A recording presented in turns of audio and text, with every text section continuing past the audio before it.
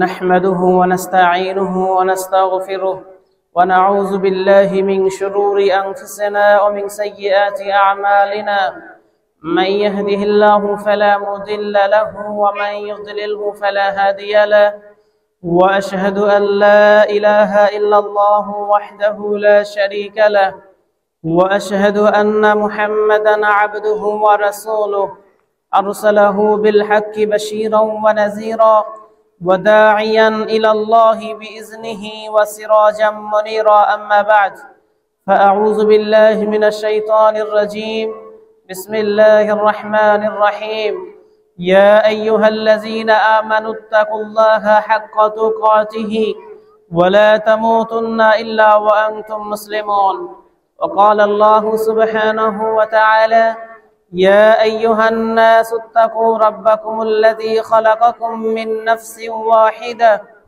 وخلق منها زوجها وبث منهما رجالا كثيرا ونساء واتقوا الله الذي تساءلون به والأرحام إن الله كان عليكم رقيبا وقال رسول الله صلى الله عليه وسلم فإن أصدق الحديث كتاب الله وأحسن الهدي هدي محمد صلى الله عليه وسلم وشر الأمور محدثاتها وكل محدثة بدعة وكل بدعة ضلالة وكل ضلالة في النار أو كما قال عليه الصلاة والسلام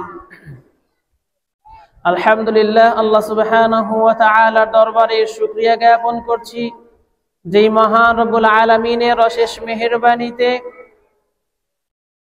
সিয়াম রমাদান মাসের পরিপূর্ণ একটি মাস সিয়াম সাধনা করার পরে ঈদের মাঠে ঈদের সালাতের জন্য উপস্থিত হয়ে ঈদের সালাত সুন্নাত তরিকা অনুযায়ী আদায় করার তৌফিক দিয়েছেন এজন্য বলি আলহামদুলিল্লাহ।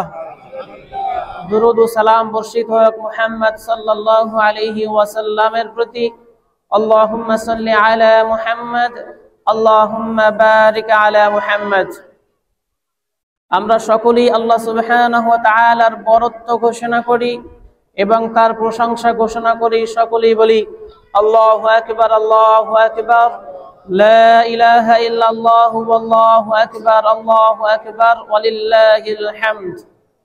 সম্মানিত মুসল্লিয়ান ইকরাম, আল্লাহ সুবহানাহু ওয়া তাআলা পবিত্র কোরআনে আমাদেরকে উদ্দেশ্য করে বলেছেন ইয়া আইয়ুহাল্লাযীনা আমানু, হে ঈমানদারগণ, হে যারা ঈমান এনেছো, যারা নিজেদেরকে ঈমানদার বলে দাবি করো, তাদেরকে আল্লাহ সুবহানাহু ওয়া তাআলা বলছেন ইত্তাকুল্লাহ, তোমরা আল্লাহকে ভয় করো। ভয় করব কাকে? আল্লাহ সুবহানাহু ওয়া তাআলাকে ভয় করতে হবে। আল্লাহ সুবহানাহু ওয়া তাআলা তাই আমাদেরকে আদেশ করেছেন। কেমন ভয়? হাক্কা তুকাতিহি, যথাযথ ভয়, যেভাবে ভয় করা উচিত। আল্লাহ সুবহানাহু ওয়া তাআলার ভয় যেরকম থাকা উচিত সেভাবেই ভয় করতে বলেছেন। এর সাথে সাথে আরো জানিয়ে দিয়েছেন ওয়ালা তামুতুন্না ইল্লা ওয়া আনতুম মুসলিমুন, মুসলিম না হয়ে মুসলিম অবস্থা ছাড়া অন্য কোনো অবস্থায় তোমরা কেউ মৃত্যুবরণ করো না। বলবেন আল্লাহ সুবহানাহু ওয়া তাআলা ঈমানদারগণকে ডাক দিয়েছেন, ডেকেছেন, এরপরে তাদের কি বলেছেন? আল্লাহ সুবহানাহু ওয়া তাআলাকে ভয় করার জন্য, যথাযথ ভয় করার জন্য, এবং বলেছেন যে মুসলিম অবস্থা ছাড়া তোমরা কেউ মৃত্যুবরণ করো না। ঈমানদারগণ কি মুসলিম নন? ঈমানদার যে সে ব্যক্তি তো মুসলিম। একই সাথে ঈমান এবং ইসলাম যদি পাশাপাশি থাকে তাহলে ঈমান অর্থ হবে আকীদা, বিশ্বাস, তাওহীদ। যেই বিশ্বাসে আল্লাহ সুবহানাহু ওয়া তাআলার একাকত্ব বজায় রাখে তাকে আকীদা বিশ্বাস বলে, তাকে ঈমান বলে। আর ইসলাম হলো আল্লাহ সুবহানাহু ওয়া তাআলার হুকুমের সামনে আনুগত্য করা। আল্লাহ সুবহানাহু ওয়া তাআলা যা করতে বলবেন তাই করবে, আর যা ছেড়ে দিতে বলবেন তা ছেড়ে দিবে। এটা হলো শরিয়াত। একটা হলো ঈমান আর একটা হলো শরিয়াত আমল।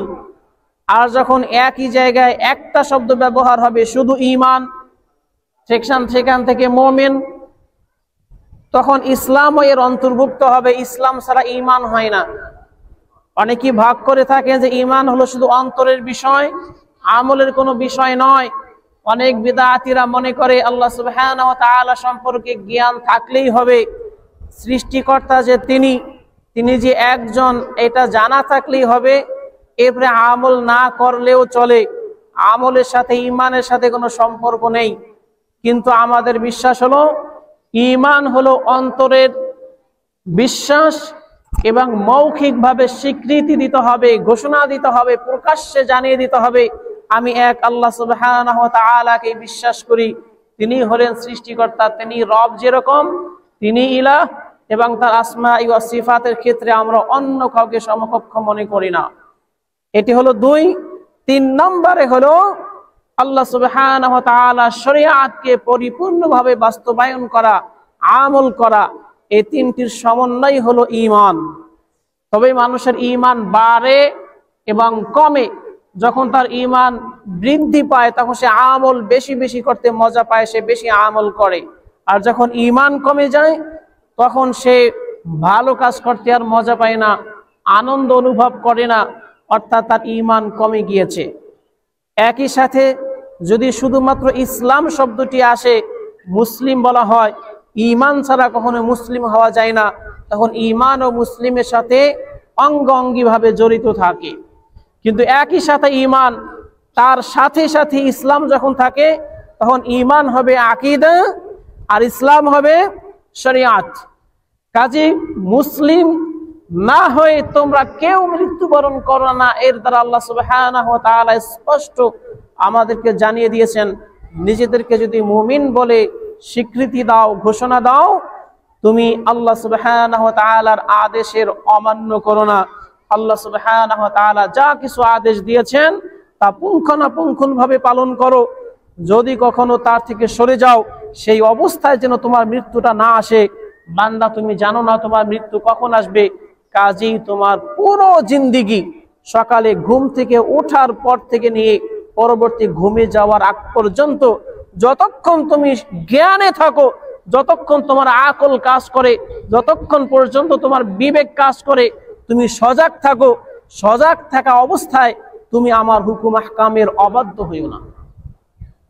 কেননা যদি তুমি আমার হুকুমের অবাধ্য হও, সেই অবস্থায় মালাকুল মাউত চলে আসে, তুমি মুসলিম নও, সেই অবস্থায় যেন তোমার মৃত্যুটা না আসে। আল্লাহ সুবহানাহু ওয়া তাআলা আমাদেরকে এই আয়াতে তাই জানিয়ে দিয়েছেন।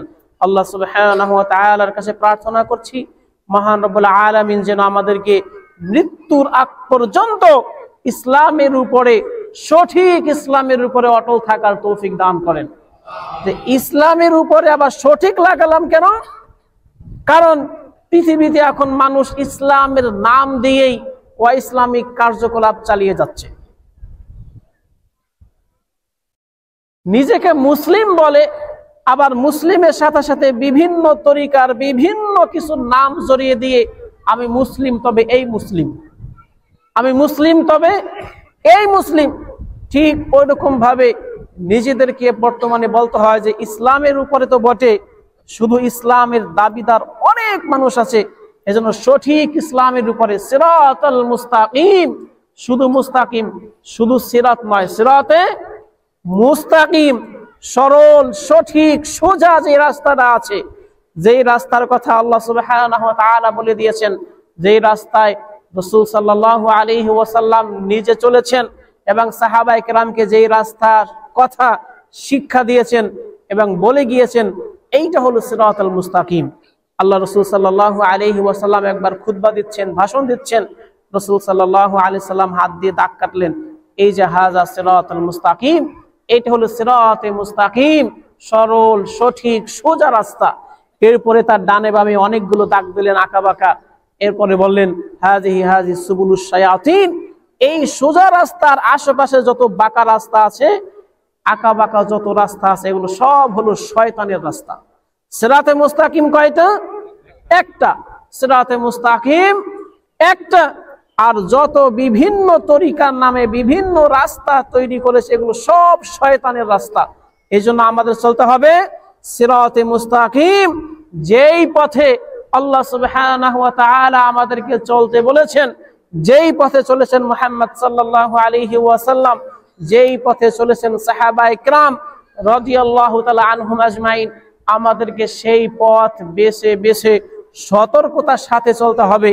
যদি আমি এখান থেকে পথ চলা শুরু করি, এই সিরাতে মুস্তাকিম থেকে যদি সরে না যাই, বিভিন্ন ধরনের ফিতনা আমাদেরকে গ্রাস করার চেষ্টা করবে। শয়তান আসবে, ধোঁকা দিবে। মানুষ রূপী শয়তানরা এসে বলবে এই পথে এভাবে চলা যায় না, একটু ঘোরো, এই তরিকায় আসো, এই তরিকায় আসো, এইটা হলো শর্টকাট তরিকা, জান্নাতে যাওয়ার সঠিক মানে শর্টকাট রাস্তা। বিভিন্ন রকমের প্রলোভন দেখিয়ে আমাদেরকে সিরাতে মুস্তাকিম থেকে সরানোর চেষ্টা করবে। কিন্তু আমাদের মনে রাখতে হবে, সিরাতে মুস্তাকিমে উঠলাম এর মানে হলো একমাত্র আল্লাহ সুবহানাহু ওয়া তাআলার ইবাদত করতে হবে। হুকুম মানব কার? একমাত্র আল্লাহ সুবহানাহু ওয়া তাআলার। কিন্তু সেই হুকুমটি কিভাবে মানব, সেই ইবাদতটি কিভাবে করব? যেভাবে করেছেন মুহাম্মদুর রাসূলুল্লাহ সাল্লাল্লাহু আলাইহি ওয়াসাল্লাম এবং শিক্ষা দিয়েছেন সাহাবায়ে কিরামকে। সাহাবায়ে কিরাম সেই আমলটি যেভাবে করেছেন, যেই পদ্ধতিতে করেছেন, যেই তরিকায় করেছেন, আমি যখনই ইসলামের উপরে উঠলাম, ইসলামের উপরে ওঠার পরে এরপরই আমি সাহাবায়ে কিরামকে মিয়ারে হক মেনে তরিকা দেওয়ার একমাত্র হকদার হলেন মুহাম্মদ সাল্লাল্লাহু আলাইহি সাল্লাম। আল্লাহর হুকুমে এই মুহাম্মদ সাল্লাল্লাহু আলাইহি সাল্লামের তরিকা মোতাবেক যখন আমি পথ চলবো, এই পথ শেষ হয়েছে যেই জায়গায়, অর্থাৎ আমার জীবন শেষ হয়েছে যেখানে, জীবনের সন্ধিক্ষণ পর্যন্ত, যতক্ষণ আমার জীবন আছে ততক্ষণ পর্যন্ত আমি এই রাস্তা থেকে বিন্দু পরিমাণ সরতে রাজি নই। একটু ডানেও যাব না, একটু বামেও যাব না, এই রাস্তায় চলবো। এই রাস্তায় চলতে চলতে আমার জীবন শেষ, মালাকুল মাউত চলে আসলো, এরপরেই হলো আমার ডেস্টিনেশন হলো জান্নাত। কোথায়? সিরাতে মুস্তাকিমে যদি আমি এখন উঠি, এখান থেকে সরে না যাই, এই রাস্তায় আপনাকে আমাকে নিয়ে যাবে জান্নাতের মধ্যে। আর যদি কোনোভাবে আমাদেরকে সিরাতে মুস্তাকিম থেকে সরিয়ে দিতে সক্ষম হয় শয়তান, শয়তানের সাঙ্গ পাঙ্গরা, তাগুতরা, তবে আপনার আমার গন্তব্য জান্নাত নয়, আপনার আমার গন্তব্য হবে জাহান্নাম। এজন্য আমাদেরকে খুব সতর্কতার সাথে সিরাতে মুস্তাকিমের উপরে চলতে হবে। আল্লাহ সুবহানাহু ওয়া তাআলা আমাদেরকে সেই তৌফিক দান করুন, আমিন। দীর্ঘ 1 মাস আমরা সিয়াম সাধনা করেছি, না খেয়ে থেকেছি। শুধুমাত্র না খেয়ে নয়, আমরা যে হালাল জিনিসগুলো ছিল সেই হালাল জিনিসগুলোও আমরা বর্জন করেছি। কার সন্তুষ্টির জন্য? একমাত্র আল্লাহ সুবহানাহু ওয়া তাআলা সন্তুষ্টির জন্য। তাকওয়া ফুটে ওঠার, তাকওয়া যে আমাদের মধ্যে আছে, এর প্রমাণ হলো এই রমাদান মাসে যখন আমরা সিয়াম রাখি, কেউ দেখবে না, আমি এর পরও খেতে পারি। যদি আমি ইচ্ছা করি, পৃথিবীর কোনো মানুষ আমাকে দেখবে না, আমি গোপনে গোপনে খাওয়ার মতো সুযোগ পাই না? অবশ্যই পাই। প্রচন্ড গরমের মধ্যে উজু করি যখন, অন্তত মুখের ভিতরে পানি ঢুকাই, গিলে ফেললে তো কেউ দেখবে না। এরকম অসংখ্য সুযোগ থাকার পরেও আমরা খাচ্ছি না। কার ভয়ে? একমাত্র আল্লাহ সুবহানাহু ওয়া তাআলার ভয়ে। যেই আল্লাহ সুবহানাহু ওয়া তাআলার ভয়ে রমাদান মাসে হালাল বস্তুও খেলাম না, ছেড়ে দিলাম, শুধুমাত্র এখান থেকে আমাদের শিক্ষা হলো, এরপরে বাকি 11টি মাসও আমরা এমন ভাবে জীবন পরিচালনা করব, আল্লাহ সুবহানাহু ওয়া তাআলার কোনো হুকুমের বাইরে যেন আমি না যাই। রমাদান মাসে যেরকম খাবার ছেড়ে দিয়েছি, বাকি সারা 11টি মাস এবং রমাদান মাস সহ আল্লাহ সুবহানাহু ওয়া তাআলার যত হারাম নিষিদ্ধ বস্তু আছে সব ছেড়ে দেব ইনশাআল্লাহ। যত নিষিদ্ধ বস্তু আছে সব ছেড়ে দেব। আর যত আদেশ আছে, ফরজ আছে, ওয়াজিব আছে, সুন্নাহ আছে, মুস্তাহাব আছে, যথাসাধ্য ফরজ তো মানবই, ছাড়বই না, এমনকি সুন্নাহ মুস্তাহাব পর্যন্ত আমল করার চেষ্টা করব ইনশাআল্লাহ। এই যে ঈদগাহে আমরা আসলাম, ঈদগাহের ফজিলত হলো এই পুরো 1 মাস যারা সিয়াম সাধনা করেছে, ঈদগাহে আসার আগেই যাকাতুল ফিতরা আদায় করেছে, সিয়াম রাখতে গিয়ে যে ভুল ত্রুটি হয় আজে বাজে কথাও যদি মুখ দিয়ে বের হয়ে যায় সিয়ামরত অবস্থায়, তাও অশোভনীয়। এটিও আল্লাহ সুবহানাহু ওয়া তাআলা তার রাসূলকে দিয়ে নিষেধ করেছেন মুখ দিয়ে কোনো লাগোয়া শব্দ ব্যবহার করতে। এরপরও মানুষ হিসেবে হয়ে যায়, এর কাফফারা স্বরূপ আমরা যাকাতুল ফিতর আদায় করে দিয়েছি। এর মানে আমাদের ভুল ত্রুটিকে আল্লাহ সুবহানাহু ওয়া তাআলা ক্ষমা করিয়ে ঈদগাহে আমাদেরকে আল্লাহ সুবহানাহু ওয়া তাআলা মাসুম করে উঠাবেন। যারা রমাদান মাসে পরিপূর্ণভাবে সিয়াম রেখেছেন, আল্লাহ সুবহানাহু ওয়া তাআলা এই ঈদগাহে মাসুম করে দিবেন, নিষ্পাপ করে দিবেন। এরপরে বাকি 11টি মাস সিয়াম রমাদান মাসে যেভাবে আমল করেছি, যেই ধারাবাহিকতা ছিল, বিশেষ করে 3টি বিষয়, সিয়াম, কিয়াম, কোরআন। সিয়াম, কিয়াম, কোরআন। মনে রাখবেন, রমাদান মাসে আমরা যেরকম সিয়াম রেখেছি, শুধুমাত্র সিয়াম ছিল না, রাত্রে আমাদের কিয়াম ছিল। রাত্রে কি ছিল? কিয়ামুল লাইল, তারাবিহ, তাহাজ্জুদ, সালাতুল লাইল, যে নামই বলেন না কেন, সব হলো দাঁড়িয়ে দাঁড়িয়ে সালাত আদায় করা। রাতের যে ফরজ সালাত ছিল, এরপরে অতিরিক্ত যে সালাতগুলো আমরা আদায় করেছি, এগুলো ছিল কিয়াম। এর সাথে সাথে ছিল কোরআন। কোরআন নাজিলের মাস রমাদান। আমরা রমাদান মাসে কোরআন যেই পরিমাণ পড়ার সুযোগ পেয়েছি, যেই পরিমাণ শোনার সুযোগ পেয়েছি, বাকি 11টি মাস সেই সুযোগ থাকে না। আপনাদেরকে এবং আমাকে নসিহাত করছি, রমাদান মাসে 3টি যেরকম আমল করেছি, সিয়াম, কিয়াম, কোরআন, বাকি 11টি মাস যেন আমরা ভুলে না যাই, তার ধারাবাহিকতা বজায় রাখতে পারি। আল্লাহ সুবহানাহু ওয়া তাআলা আমাদেরকে তা বুঝার উপলব্ধি করার তৌফিক দান করেন। সম্মানিত মুসল্লিয়ানে কেরাম, একমাত্র আল্লাহ সুবহানাহু ওয়া তাআলার বরত্ব ঘোষণা করছি, তার প্রশংসা করছি। আল্লাহু আকবার, আল্লাহু আকবার, লা ইলাহা ইল্লাল্লাহু আল্লাহু আকবার, আল্লাহু আকবার, ওয়ালিল্লাহিল হামদ। সম্মানিত মুসল্লিয়ানে কেরাম, আমরা আত্মিকভাবে পরিশুদ্ধ হওয়া অতীব জরুরি। মানুষ পৃথিবীতে চলাচল করলে বিভিন্ন রকমের মনোকষ্টে ভোগে, হীনমন্যতায় ভোগে, দুশ্চিন্তায় ভোগে, পেরেশানিতে ভোগে। এগুলো সব হলো অন্তরের রোগ। এগুলো কি? অন্তরের রোগ। এই অন্তরের রোগ যখন তৈরি হয়, কিছু কিছু মানুষ আছে রোগে আক্রান্ত হয়ে নিজে আত্মহত্যা পর্যন্ত করে, যে দুনিয়াতে বেঁচে থাকার মতো কোনো অবলম্বন আমার নেই। বিভিন্ন কারণে মানুষ নিজের অন্তরের ভিতরে রোগকে যখন বাসা বাঁধতে দেয়, এটি বাড়তে বাড়তে আত্মহত্যা পর্যন্ত করে। এটি হলো মহাপাপ। আর আমরা যখন ঈমান এনেছি, পৃথিবীতে যত কষ্টেই থাকি না কেন, আমরা এটি জানি যে পৃথিবীতে আসলে শান্তির জায়গা না। এটি হলো বাস্তবতা। চূড়ান্ত বাস্তবতা হলো পৃথিবীতে শান্তির জায়গা নয়। এতটুকু উপলব্ধি যদি আপনার আমার না আসে, আপনার আমার ভিতরে সহজেই রোগ বাসা বাঁধতে পারবে। এটি হলো অ্যান্টিবায়োটিক অন্তরের জন্য, যে আসলে পৃথিবী শান্তির জায়গা। যে যত টাকা পয়সার মালিক হোক না কেন, যে যত ধন সম্পদের মালিক হোক না কেন, যে যত ক্ষমতার মালিক হোক না কেন, প্রত্যেকের জায়গায় গিয়ে জিজ্ঞাসা করেন, তার দেখবেন কষ্টের শেষ নাই। এই জন্য আমরা জেনে নিয়েছি পৃথিবী শান্তির জায়গা না। আল্লাহ সুবহানাহু ওয়া তাআলা বলেছেন, বাল তুসিরুনাল হায়াতাদ দুনিয়া, তোমরা দুনিয়াকে প্রাধান্য দিচ্ছ। বাল তুসিরুনাল হায়াতাদ দুনিয়া, তোমরা বরং দুনিয়াকে প্রাধান্য দিচ্ছ। ওয়ালাল আখিরাতু খায়রু ওয়া আবকা, অথচ আখিরাত হলো খায়র এবং সেটি হলো চিরস্থায়ী। ওই জায়গায় কেউ যদি জান্নাত পেতে পারে, ওই জায়গায় কেউ যদি সফলতার সিঁড়িতে উঠতে পারে, তার থেকে উত্তম পৃথিবীতে আর কেউ থাকবে না। তা আমরা জেনে নিয়েছি যে পৃথিবী শান্তির জায়গা না, পৃথিবী হলো ফিতনার জায়গা, পৃথিবী হলো পরীক্ষার জায়গা। ছোট্ট একটু জীবন, ছোট্ট একটু জীবন আল্লাহ সুবহানাহু ওয়া তাআলা আপনাকে আমাকে দিয়েছেন কিসের জন্য? পরীক্ষার জন্য। এটি হলো পরীক্ষার হল। এটি কি? পরীক্ষার হল। এখানে নিরলস ভাবে লিখেই যেতে হবে, আমল করেই যেতে হবে। এখানে ফলাফল পাওয়ার চেষ্টা করা যাবে না, এখানে আশা করা যাবে না।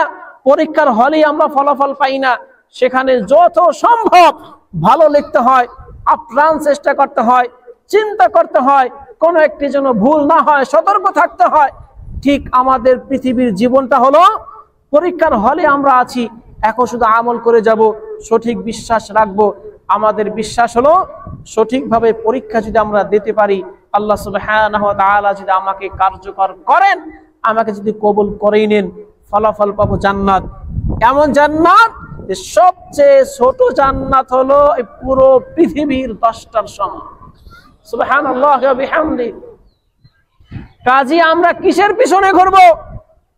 আমি আলামিন কতটুকু দুনিয়াতে অর্জন করতে পারবো, আমার কতটুকু সক্ষমতা রয়েছে, আমার কতটুকু অভিজ্ঞতা আছে, আমি আমার জায়গা থেকে চিন্তা করলে পাই যে আমার লিমিটেশন হলো এতটুকু, এর বাইরে তো আমার যাওয়ার সুযোগ নাই।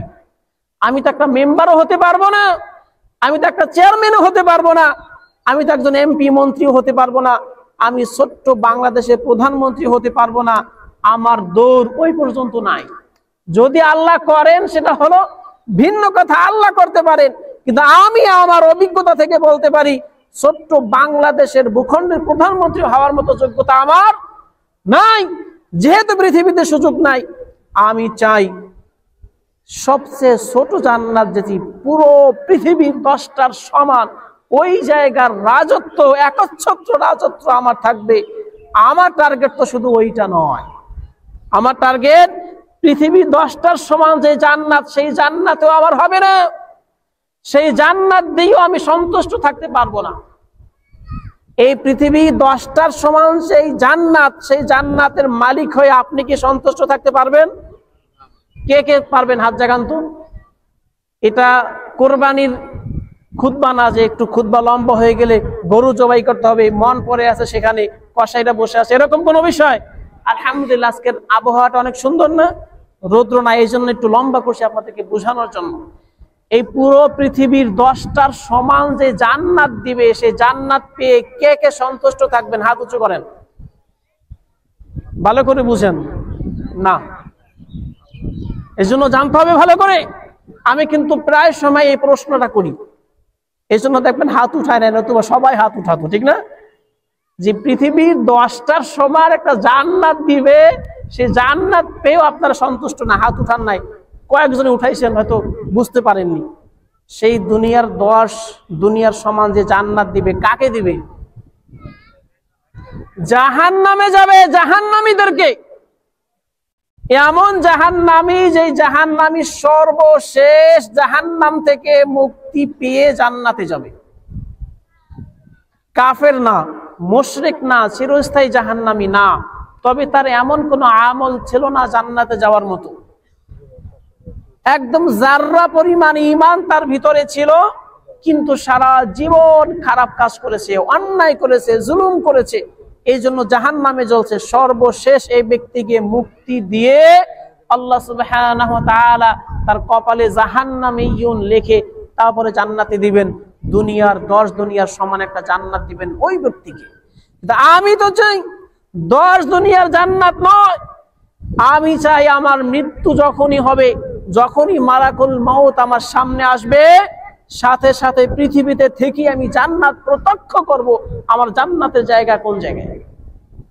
মালাকুল মাউত এবং তার সাথে সারিবদ্ধভাবে যে মালাইকারা আসবে, আমাকে স্বাগত জানানোর জন্য আসবে, আমার সামনে জান্নাতকে উপস্থাপন করে আসবে এবং বলবে, তুমি এখান থেকে শান্তি সন্তুষ্ট চিত্তে তুমি তোমার বডি থেকে বের হয়ে আসো। আল্লাহ সুবহানাহু ওয়া তাআলা আমাদেরকে জানিয়ে দিয়েছেন না সূরা ফাজরে, ইয়া আইয়াতুহান নাফসুল মুতমাইন্নাহ ইরজিই ইলা রাব্বিকি রাদিয়াতাম মারদিয়াহ ফাদখুলি ফি ইবাদি ওয়াদখুলি জান্নাতি। এইরকম একটা লাইফ তৈরি করার জন্য, এইরকম একটি টার্গেট আপনাকে আমাকে ফিক্সড করতে হবে। যখনই মালাকুল মউত আসবে, তখনই আমার জন্য জান্নাতের সুসংবাদ নিয়ে আসবে, আমাকে সালাম জানাবে, জান্নাতের সুসংবাদ দিবে। এর পরের থেকেই যে শান্তি শুরু হবে, কষ্ট বলতে, পেরেশানি বলতে, দুশ্চিন্তা বলতে কোনো কিছু আমাকে স্পর্শ করবে না। অর্থাৎ সর্বশেষ চূড়ান্ত ভাবে আল্লাহ সুবহানাহু ওয়া তাআলা আমাকে জান্নাতুল ফিরদাউস দান করবেন। আল্লাহ রাসূল সাল্লাল্লাহু আলাইহি ওয়াসাল্লাম বলেছেন, যখন তোমরা আল্লাহর কাছে জান্নাতে প্রার্থনা করবে, যখন তোমরা জান্নাতের কামনা করবে, তখন তোমরা জান্নাতুল ফিরদাউসের কামনা করো। এজন্য আমরা দোয়াতে কি বলি? আল্লাহুম্মা ইন্নী আসআলুকাল জান্নাতাল ফিরদাউস, হে আল্লাহ আপনার কাছে আমরা জান্নাতুল ফিরদাউস চাই। আমরা কি চাই? জান্নাতুল ফিরদাউস। ছোটখাটো জান্নাত নিয়ে আমি সন্তুষ্ট থাকতে পারবো না। জান্নাতুল ফিরদাউসে যেতে হলে আপনাকে আমাকে যেভাবে চলা উচিত আমি নিজেও চিন্তা করতে পারি যে জান্নাতুল ফিরদাউসে যাওয়ার হকদার কারা, কি কোয়ালিফিকেশন থাকা উচিত, কোন মানের ইমানদার হওয়া উচিত। আমার ভিতরে অনেক দুর্বলতা আছে, আমি এখন থেকে চেষ্টা করব জান্নাতুল ফিরদাউসের হকদার হওয়ার জন্য যত রকমের ভুল ত্রুটি থেকে পরিচ্ছন্ন হয়ে, তাজকিয়াতুন নফস থেকে শুরু করে নফসের আত্মিকভাবে পরিশুদ্ধ হয়ে আমার কোনো অঙ্গ দিয়ে যেন আল্লাহ সুবহানাহু ওয়া তাআলার নাফরমানি না হয়, আল্লাহ সুবহানাহু ওয়া তাআলার প্রতিটি হুকুম আহকাম যেন আমি মানি, অবাধ্য না হই, এবং সেই তরিকা যেন মুহাম্মদুর রাসূলুল্লাহ সাল্লাল্লাহু আলাইহি ওয়াসাল্লামের হয়। এভাবে যদি আমি এখন থেকে চেষ্টা করি, নিজেকে পরিশুদ্ধ করি, পরিশুদ্ধ করতে হবে। আল্লাহ সুবহানাহু ওয়া তাআলা বলেছেন কদ আফলাহা মান যাক্কাহা, সফল তো সে ব্যক্তি হয়েছে, সফল হয়েছে সেই ব্যক্তি যে ব্যক্তি নিজেকে পরিশুদ্ধ করেছে। আত্মিকভাবে নিজেকে পরিশুদ্ধ করতে হবে, এরপরে আমলের মাধ্যমে পরিশুদ্ধ হয়ে ভালো আমল করতে হবে। শুধুমাত্র নিজে ভালো আমল করলেও হবে না, শুধুমাত্র নিজেই ভালো আমল করলে হবে না। আমার দায়িত্ব যাদের উপরে আছে তাদেরকেও ভালো পথে উঠানোর জন্য চেষ্টা করতে হবে। আমাদের মধ্যে অনেক লোক আছে নিজে খুব ভালো আমল করে, এত ভালো আমল করে তাহাজ্জুদ পর্যন্ত মিস হয় না, কিন্তু তার মেয়ে দেখা যায় বিপর্দায় ইউনিভার্সিটিতে যায়, আছে কিনা? নিজের ছেলে দেখা যায় ইয়াবাখোর, নিজের সন্তান দেখা যায় রাজনীতি করতে গিয়ে মুসলমান ভাইকে হত্যা করছে, জুলুম নির্যাতন করছে। এই সন্তানের পিতা যতই ভালো কাজ করুক না কেন, জাহান্নামে যাওয়ার জন্য একটা সন্তানই তার জন্য যথেষ্ট হয়ে যাবে। এজন্য আপনাকে বলছি, নিজে যেরকম আত্মশুদ্ধি হবেন, নিজেকে যেরকম পরিশুদ্ধ করবেন, ভালো আমল করবেন, এর সাথে সাথে দেখতে হবে আপনার অধীনস্থ যারা আছে তারা ভালো পথে আছে কিনা।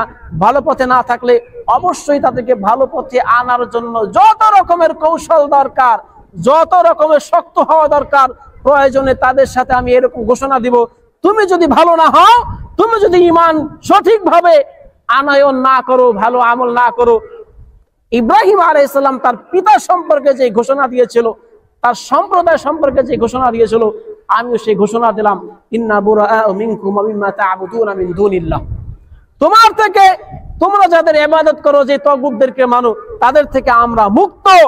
শুধু মুক্তই নয়, আজ থেকে নিয়ে তোমার সাথে আমার বিদ্বেষ শুরু হলো, কোন রকমের বন্ধুত্ব ঘনিষ্ঠতা তোমার সাথে করতে পারবো না, কোন রকমের সম্পর্ক তোমার সাথে রাখতে পারবো না। সম্পর্ক হবে ঈমানের খাতিরে, সম্পর্ক হবে কার জন্য? একমাত্র আল্লাহ সুবহানাহু ওয়া তাআলার জন্য। ঘোষণা দিয়ে দেন, দেখবেন তারা অনেকটা সোজা পথে চলে আসবে ইনশাআল্লাহ।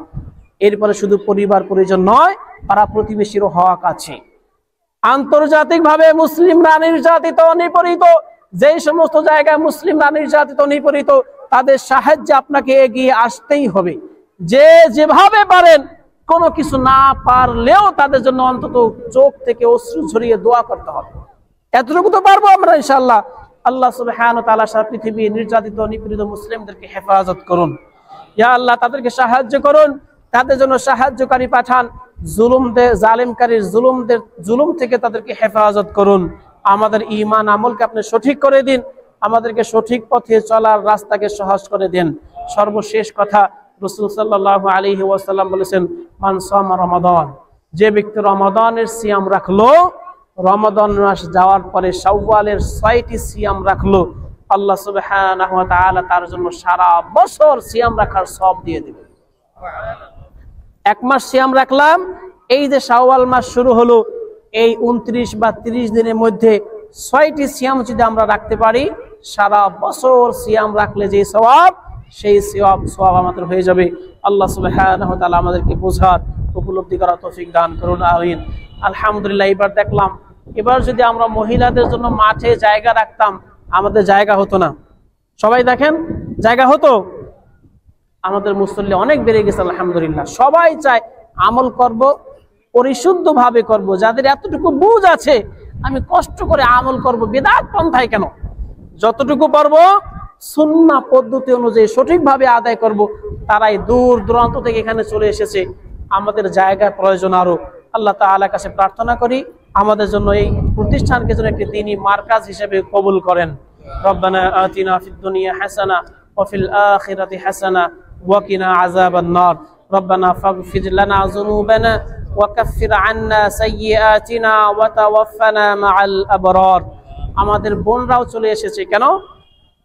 এই ঈদের সালাতের ব্যাপারে এতটা তাগিদ দিয়েছেন রাসূল সাল্লাল্লাহু আলাইহি সাল্লাম যে মহিলারাও আসবে, যারা কোনোদিন ঘর থেকে বের হয় না, পর্দানশীল, পর্দায় থাকে, অন্দরমহল থেকে বের হয় না, এমন মহিলারাও ঈদগাহে আসবে। যাদের ঈদগাহে আসার মতো হিজাব নাই, ওড়না নাই, আর একজনের কাছ থেকে ধার নিয়ে হলেও আসবে। এমনকি যারা হাইয়াদুন, হায়েজরত অবস্থায় সালাত আদায় করা যায় না, মসজিদে অবস্থান করা যায় না, তারাও আসবে। সালাত থেকে দূরে থাকবে, দোয়ায় শামিল হবে। আর আমাদের সমাজের মহিলারা সব ঘাটে, হাটে, ময়দানে, কলকারখানায়, সব জায়গায় মহিলারা যায়, ঈদগাহে আসবে না। উল্টা হয়ে গেছে। শয়তান আমাদেরকে এমন ভাবে বুঝাইছে যে সারা পৃথিবী চাষে বেড়াবে, কোনো ফিতনা নাই। ফিতনা হলো ঈদগাহে আসলে, মসজিদে আসলে। শয়তান বিশাল চক্রান্ত নিয়ে গিয়েছে, আমাদের মহিলাদেরকে নিয়ে বেপর্দায় বের করে দিয়েছে। তারা যেন ইসলামের সিটা পরিমাণও শিখতে না পারে, এই জন্য ঈদগাহে মসজিদে আসতে দিতে চায় না তারা। আমরা আমাদের পরিবার বর্গকে মসজিদে নিয়ে আসবো, অন্তত জুমার সালাতে খুতবা শোনার জন্য ঈদের জামাতে নিয়ে আসবো। আল্লাহ তাআলা সেই তৌফিক দান করুন, আমিন। আমাদের মধ্যে যারা বায়বৃদ্ধ রয়েছে, আল্লাহ সুবহানাহু ওয়া তাআলা যেন তাদের ঈমানকে বাড়িয়ে দেন, আমল যেন পরিশুদ্ধভাবে করতে পারে সেই তৌফিক দান করেন। যারা অসুস্থ আছেন, আল্লাহ সুবহানাহু ওয়া তাআলা যেন তার নিজ থেকে শিফা দান করেন। যারা ঋণগ্রস্ত রয়েছেন, আল্লাহ সুবহানাহু ওয়া তাআলা যেন ঋণ পরিশোধ করার তৌফিক দান করেন। যারা অভাবগ্রস্ত রয়েছেন, আল্লাহ সুবহানাহু ওয়া তাআলা যেন নিজ খাজানা থেকে তাদের অভাবকে দূর করে দেন। বিভিন্ন পেরেশানিতে রয়েছেন অনেক ভাইরা, আল্লাহ সুবহানাহু ওয়া তাআলা যেন পেরেশানি দূর করেন। অনেকে জুলুমের শিকার, আল্লাহ সুবহানাহু ওয়া তাআলা যেন জুলুম থেকে তাদেরকে হেফাজত করেন। আল্লাহ সুবহানাহু ওয়া তাআলা সমস্ত জালেমদেরকে যেন হেদায়েত দিয়ে দেন। যদি তাকদিরে হেদায়েত না থাকে, সমূলে যেন তাদেরকে ধ্বংস করে দেন। বিশেষ করে সেই সব ইহুদি জাতি, সেই সমস্ত বৌদ্ধ, সেই সমস্ত হিন্দু যারা দিন রাত যুগের পর যুগ মুসলিমদেরকে নির্যাতন করছে, আল্লাহ সুবহানাহু ওয়া তাআলা যেন তাদেরকে সমূলে ধ্বংস করে দেন। আল্লাহুম্মা আহলিকিজ জালিমিনা বিজ-জালিমিন, আল্লাহুম্মা আহলিকিজ জালিমিনা বিজ-জালিমিন, আল্লাহুম্মা আহলিকিজ জালিমিনা বিজ-জালিমিন। অনেক নির্দোষ উলামা ইকরাম জেলবন্দি রয়েছেন, আল্লাহ সুবহানাহু ওয়া তাআলা যেন তাদেরকে ধৈর্য ধারণ করার তৌফিক দান করেন। আল্লাহ সুবহানাহু ওয়া তাআলা যেন তাদের ঈমানকে আরো বাড়িয়ে দেন। অচিরেই যেন তাদেরকে জেল থেকে মুক্তি পাওয়ার পথ আল্লাহ সুবহানাহু ওয়া তাআলা বের করে দেন। সর্বোপরি আল্লাহ সুবহানাহু ওয়া তাআলা যেন আমাদেরকে যতটুকু আমল করেছি, এই আমলগুলোকে যেন কবুল করে নেন। সামনের যতদিন বেঁচে থাকি সঠিকভাবে আমল করার তৌফিক দান করেন, আমিন। ওয়া আখিরু দাওয়ানা আনিল হামদুলিল্লাহি রাব্বিল আলামিন। আসসালামু আলাইকুম ওয়া রাহমাতুল্লাহি ওয়া বারাকাতুহু।